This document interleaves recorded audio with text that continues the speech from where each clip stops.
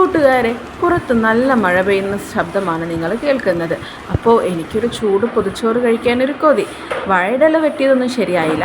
ഞാൻ പിന്നെ അതിലോട്ട് നല്ല ചൂട് ചോറിട്ടു. നിങ്ങൾക്ക് കാണാമല്ലേ, നല്ല ആവി പറക്കുന്ന ചോറ് തന്നെയാണ്, ഒട്ടും കുറച്ചില്ല. ഒരു 3 കയ്യിൽ തന്നെ ചോറിട്ടു.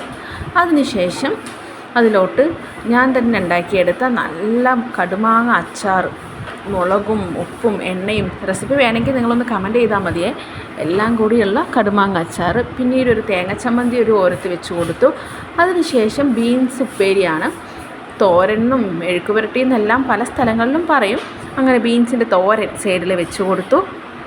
അതിനുശേഷം ഞാനൊരു മത്തിയായിരുന്നു എടുത്തിട്ടുണ്ടായിരുന്നു. ഒരു 4 മത്തി ഞാനതിലോട്ട് വെച്ച് കൊടുക്കുന്നുണ്ട്. ഇന്ന് മത്തിയായിരുന്നു കേട്ടോ നമുക്ക് കിട്ടിയത്. പിന്നെ മത്തി എൻ്റെ ഫേവറേറ്റാണ്.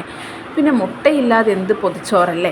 അങ്ങനെ വറുത്ത 2 മുട്ടയും അതിലോട്ട് വെച്ച് കൊടുത്തു. ഉള്ളിയും പച്ചമുളകൊക്കെ ഇട്ട് വറുത്തെടുത്തതാണ് കേട്ടോ. ഒരു പപ്പടവും വെച്ച് കൊടുത്തു.